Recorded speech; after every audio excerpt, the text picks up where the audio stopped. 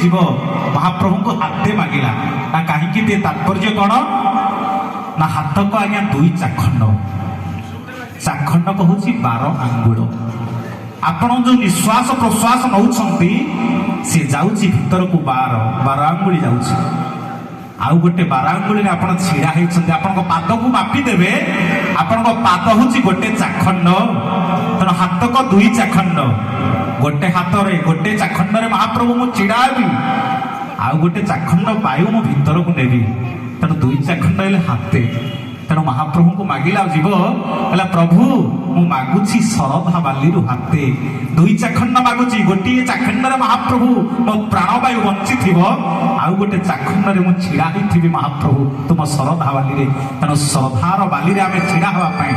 टिके श्रद्धार करताली दबा से कालिया शांत उद्देश्य सेमती महाप्रभु चका चका आखिरे चाहिए